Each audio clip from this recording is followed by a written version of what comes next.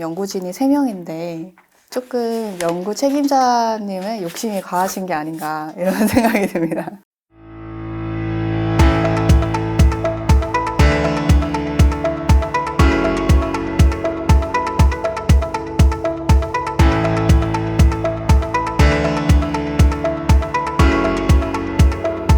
안녕하세요. 한국지방행정연구원 자치분권 제도실 김필입니다.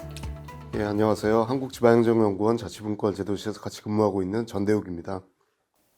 네. 오늘 전대욱 박사님께서는 인구감소 대응 자치제도적 대응 방안에 관련된 연구 책임자로서 나오게 되셨는데요. 네. 예, 제가 박사님 포함해서 저희 또 권원철 박사님 같이 이렇게 모시면서 제가 연구를 진행하고 있는데요. 제가 그냥 취합하는 머슴과 같은 역할을 하고 있습니다. 네. 그런데 인구감소 대응 제도적으로 한다라는 건 약간 낯선 개념인 것 같아요.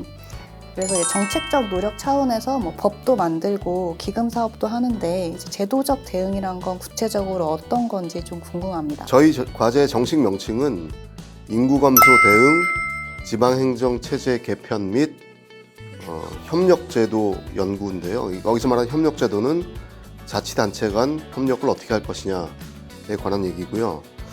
인구감소 대응이 이제 심각한 국가적인 아젠다로 좀 제기가 되면서 인구감소 특별지원법을 만들고 거기에 따라서 행안부가 인구감소 지역을 이제 지정을 하고 관련 계획도 만들고 투자 기금도 만들고 기금에 의한 투자 사업도 하고 박사님도 컨설팅도 하시지 않습니까? 저희 과제는 직접적으로 그런 기금이나 투자 사업을 어떻게 하느냐보다는 인구감소 대응이라는 이 메가 트렌드에 대해서 제도적으로 어떻게 대응할 것이냐를 중심으로 이제 좀 얘기를 진행하고 있습니다.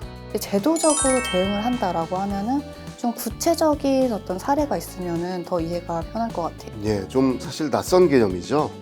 인구감소 대응은 사실 인구감소가 일어나는 원인이 지역의 정주 여건이 나쁘고 교육 여건이 나쁘고 살 곳이 없고 일자리가 없고 하니까 사람들이 떠나는 건데, 그렇다면 우리가 얘기하는 여기서 말하는 제도, 즉 지방행정체제라든가 아니면 지방자치제도를 바꾼다 그래서 과연 사람들이 다른 지역으로 이사를 가는 것을 막을 수 있을 것이냐라는 것에 대해서는 사실 저도 좀 의문입니다. 그래서 저희가 말하는 건 유럽에서 지금 하고 있는 복수주소제, 멀티플 어드레스죠. 이 복수주소제 같은 제도들이 있는데, 제가 서울에 살지만 제가 원주에 있는 지방행정연구원에 근무를 하는데, 그렇게 되면은 사실 원주시는 저의 거주지인 서울시뿐만 아니라 저에겐 중요한 어떤 주소지가 될 수 있는 것이죠. 그래서 그런 경우에 제가 서울에 주소지를 두지만 원주에도 역시 주소지를 둘 수 있다. 그러니까 한 명이 동시에 여러 개의 주소를 둘 수 있다라는 개념으로 이제 저희가 이해를 할 수 있는데요. 근데 다만 이제 저희가 얘기하는 거는 이제 지금 없는 이런 우리나라에 없는 복수주소제 같은 제도를 도입하느냐의 문제보다는 기존에 있는 지방자치제도나 지방행정체제를 어떤 식으로 인구감소라는 이 빅트렌드에 맞춰서 우리가 변화시킬 수 있고 우리의 체계를 적응시켜 나갈 것이냐, 이런 것들에 관한 연구가 사실은 중요한 관심사라고 할 수 있겠습니다. 이제 저희 기본 과제가 어떻게 구성되어 있는지 좀 소개를 해주셔도 좋을 것 같습니다. 크게 3파트로 구성되어 있지 않나요?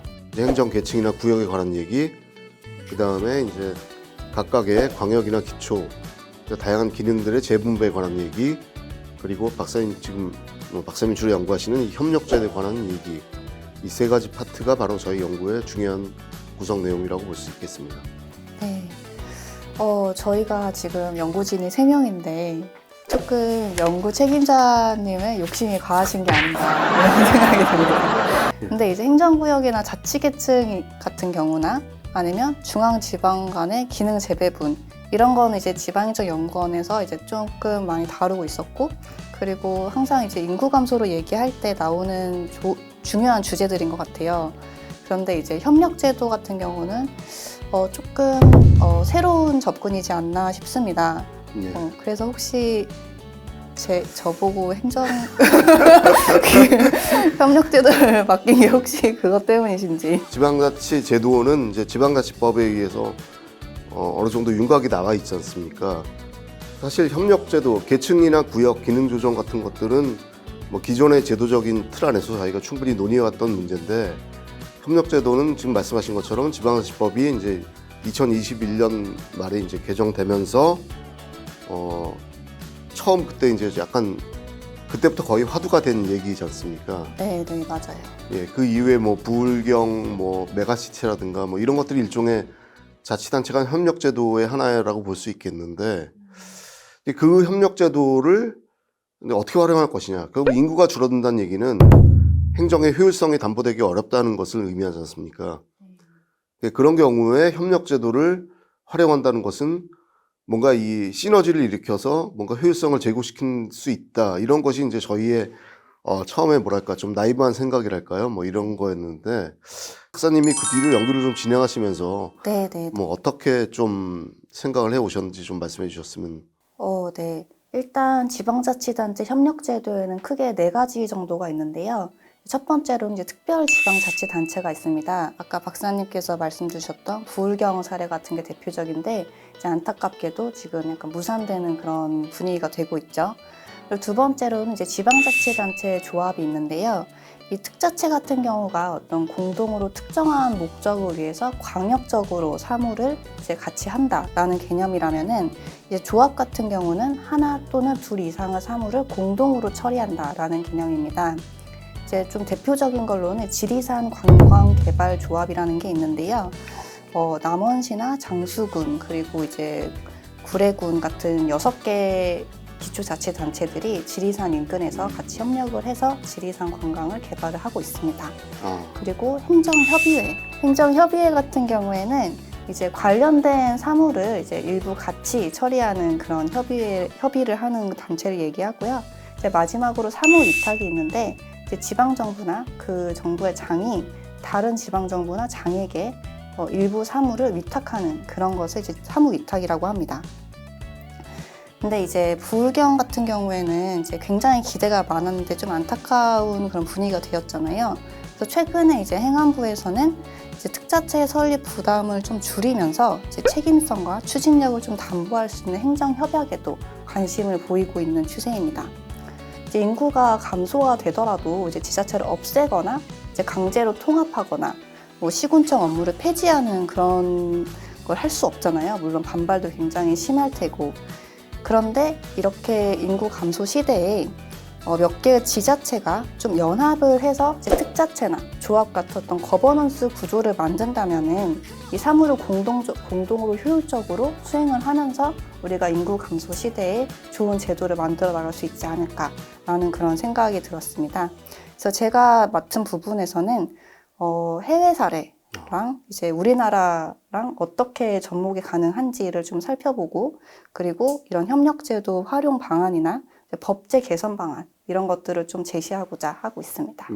해외 사례에 대해서 조금 더 박사님이 한 수 가르침을 주시면 많이 도움이 될 것 같은데. 네. 저희 이제 대선배님이신 권호철 박사님, 네, 건국 연구진이시죠. 이제 그 권호철 박사님께 한 수 배운 것을 좀 공유를 드리자면은, 2018년 이후에 일본은 일본 자치체 전략 2040이라고 해가지고 인구 감소를 맞이하는 시대에 어떤 식으로 우리가 대응을 할 수 있는가를 얘기하고 있습니다.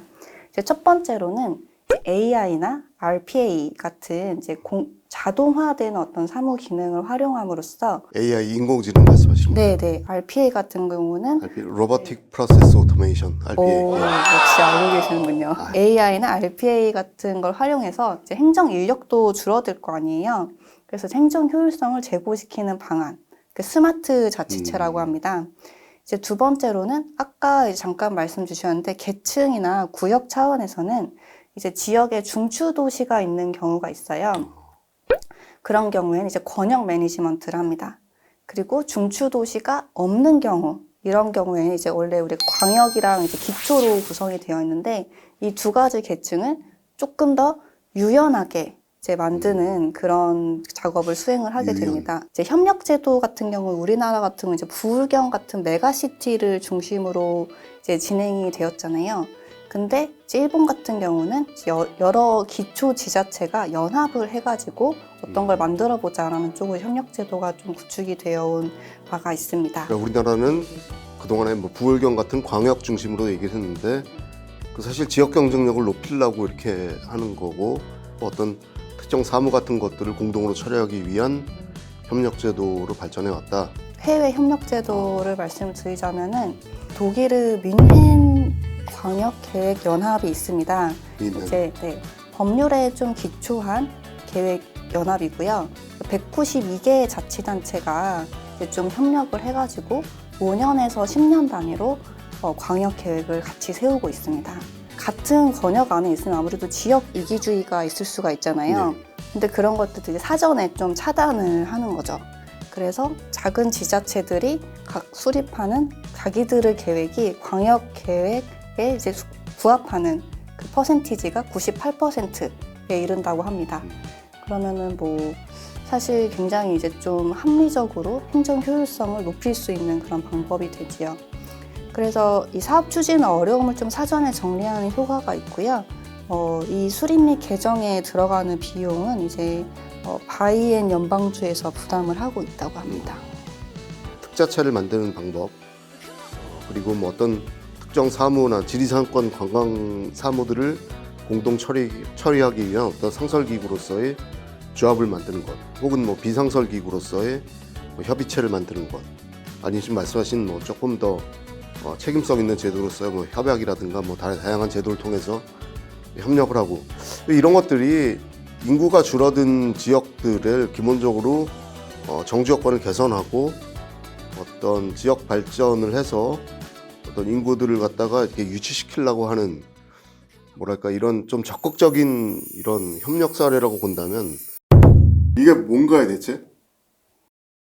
뭐 강제로 이쪽에 살던 사람들 이쪽으로 이주해 말이 안 되지 않습니까?